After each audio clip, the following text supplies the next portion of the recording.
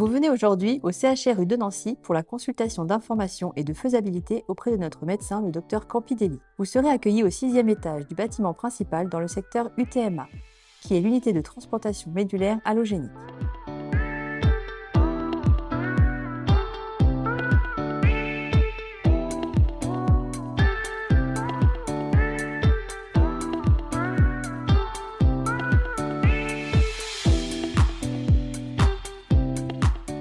Vous allez rencontrer le médecin accompagné d'une infirmière de coordination. Lors de cet entretien, le médecin vous explique le processus des cartes aisselles.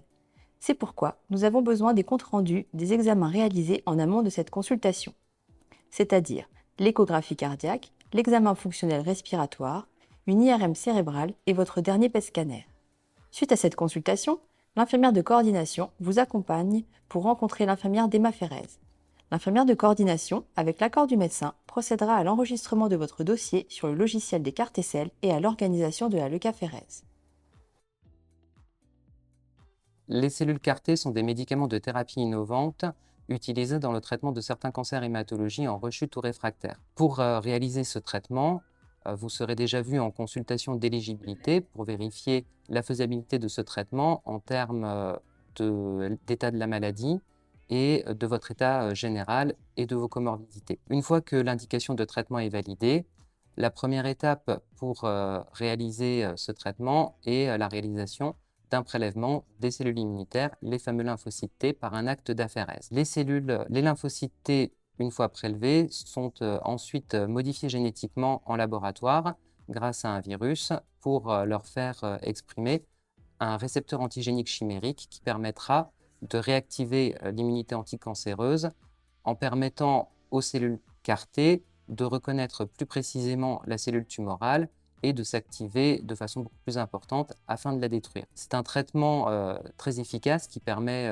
de rattraper des maladies qui étaient en échec de plusieurs lignes de traitement, mais un traitement qui présente potentiellement des toxicités. Vous serez pris en charge en hospitalisation dans le service d'hématologie du CHRU de Nancy et vous bénéficierez de quelques jours de chimiothérapie, de lymphodéplétion qui permettront de vous préparer à recevoir les cellules CAR-T.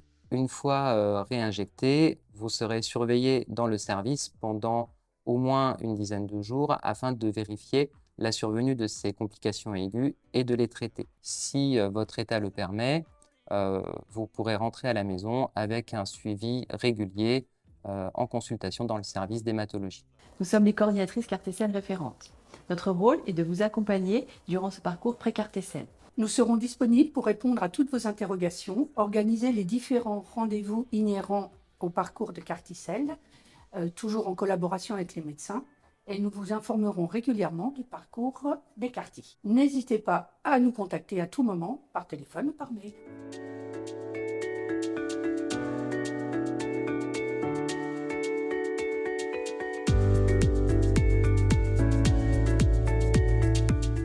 L'aphérèse est l'acte préalable indispensable à la fabrication des cellules CAR-T. Il va permettre de séparer les éléments du sang grâce à une machine, une sorte de grosse centrifugeuse, qui va permettre de récupérer une poche enrichie en cellules mononucléées contenant les fameux lymphocytes T nécessaires à la fabrication des cellules CAR-T. C'est un prélèvement qui est fait habituellement en ambulatoire et qui nécessite d'être immobilisé pendant 3 ou 4 heures avec une perfusion dans chaque bras pour pouvoir traiter le sang en continu pendant cette période. Avant le traitement d'aphérèse, il est recommandé de ne pas venir à jeun pour ne pas risquer un malaise ou une hypotension, mais de manger en évitant un régime trop gras dans les 24 heures précédant le don, sous peine de difficulté pour la machine à séparer correctement les éléments du sang. Une fois les cellules prélevées, le produit de lecaphérèse final est réceptionné par l'équipe de l'unité de thérapie cellulaire, l'UTCT. Ici, tous les éléments de traçabilité nécessaires à l'identification et à la caractérisation des cellules sont passés en revue et colligés. L'équipe de l'UTCT peut alors procéder à la validation du produit. Afin d'assurer une conservation optimale des cellules lors de leur transport, les modalités spécifiques d'emballage et de suivi de température sont respectées. Ainsi conditionnées, les cellules du patient sont acheminées au laboratoire pharmaceutique qui va pouvoir les utiliser comme matière première pour la production des cartes aisselles.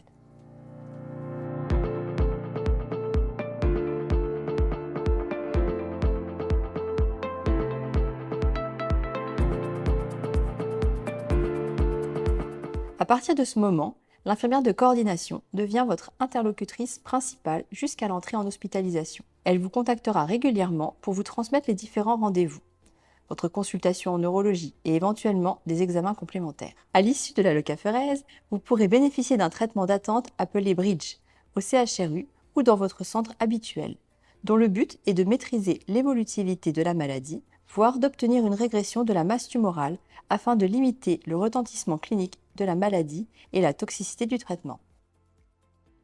Je suis Pauline Barbier, pharmacienne au sein de la pharmacie à usage intérieur du CHRU de Nancy, responsable de l'unité de préparation des chimiothérapies et une des pharmaciennes formées pour le circuit des carticelles.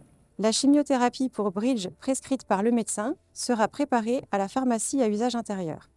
Comme toutes les autres cures de chimiothérapie, les poches sont préparées dans une pièce spécifique en surpression contenant des postes de travail tels que des hottes à flux d'air laminaire ou des cytobox par du personnel formé. Comme vous pouvez le voir, les procédures d'hygiène et de manipulation sont spécifiques et rigoureuses afin de vous fournir des poches stériles. Le pharmacien valide les posologies, réalise les préparations et effectue de nombreux contrôles sur ces préparations avant de les dispenser au personnel du service d'hématologie dans lequel vous serez hospitalisé pour leur administration.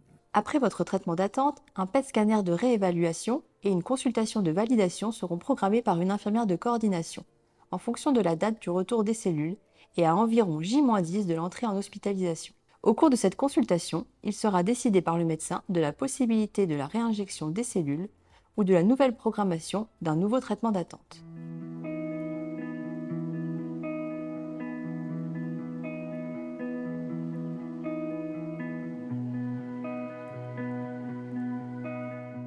Donc, je suis Mélanie Gauthier, je suis pharmacien ici à l'unité de thérapie cellulaire au sein du CHRU de Nancy. Et au sein de notre unité, nous nous occupons de la gestion et de la préparation des cellules qui serviront à la fabrication du médicament des carticelles. Une fois que les cellules de la lecaphérèse ont été transformées en carticelles par le laboratoire pharmaceutique, celles-ci vont subir de nombreux contrôles qualité. Les carticelles seront ensuite conditionnées en poche, puis cryoconservées et expédiées vers le CHRU de Nancy dans un dry shipper. Il s'agit d'un conteneur contenant l'azote liquide permettant de transporter les cellules à moins 180 degrés pour une conservation optimale. Il est à noter que parfois, plusieurs poches de carticelles peuvent être nécessaires à votre traitement. Toutes les poches de carticelles seront alors traitées de la même façon. Les carticelles sont des médicaments, ils doivent donc être commandés, stockés et dispensés sous la responsabilité d'un pharmacien. Cependant, comme ils seront stockés dans des cuves à azote liquide, toutes ces étapes vont se faire à l'UTCT. Les équipes de la PUI et de l'UTCT vont alors réceptionner ensemble les poches de carticelles, vérifier que les conditions de transport ont bien été respectées et que les cellules n'ont subi aucun dommage. L'intégralité des poches de carticelles et toutes les informations relatives aux médicaments seront vérifiées par 2 personnes et chaque élément de vérification sera tracé pour sécuriser le circuit. Après toutes ces étapes de vérification, les carticelles sont stockées dans les cryocuves, de grandes enceintes continuellement alimentées en azote liquide. Des sondes de température reliées à un système d'alarme assurent une maîtrise constante des conditions de stockage. Les poches de carticelles pourront être ainsi conservées en toute sécurité jusqu'à ce que vous soyez prêt à recevoir le traitement.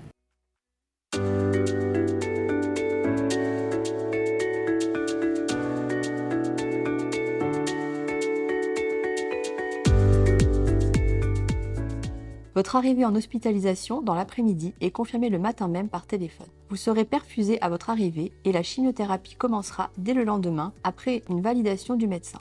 La lymphodéplétion dure 3 jours et débute 5 jours avant l'administration des carticelles. Les produits de chimiothérapie sont préparés selon les mêmes modalités vues auparavant par la pharmacie et seront administrés par voie intraveineuse par l'infirmière en respectant la prescription médicale. Avant et après la réinjection des carticelles, nous vous solliciterons très régulièrement pour des surveillances neurologiques sous forme de questions. Vous choisirez par exemple une phrase simple que vous devrez écrire chaque jour. De même, vos constantes feront l'objet d'une surveillance pluriquotidienne de jour comme de nuit. Le jour de la réinjection, vous devrez prendre une prémédication orale 30 minutes avant d'avoir la perfusion des carticelles. Les carticelles seront livrées dans le service et l'infirmière fera toutes les vérifications en salle de soins avant votre réinjection. Une fois que vous êtes prêt à recevoir les carticelles, les équipes de la PUI et de l'UTCT se coordonnent pour préparer les cellules.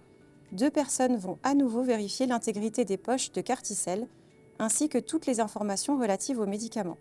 Chaque poche de carticelle vérifiée va être emballée dans une surpoche stérile avant d'être décongelées dans un bain-marie à 37 degrés. La décongélation des cellules se fait en quelques minutes seulement. Après une ultime vérification, les cellules sont ensuite rapidement acheminées dans le service de soins pour y être administrées. À nouveau, toutes ces étapes de vérification et de mise en forme sont tracées pour assurer une sécurité optimale du circuit du médicament. Lors de la réinjection, l'infirmière vérifiera votre identité avant l'administration, prendra vos constantes et perfusera la poche ou les seringues. Dans les jours qui suivent l'injection, si le médecin juge que votre état de santé est incompatible avec le maintien en secteur d'hématologie, vous pourrez être transféré en réanimation, 2 étages en dessous du service, durant quelques jours pour une surveillance plus rapprochée. Vous reviendrez par la suite dans le service d'hématologie pour la fin de votre séjour.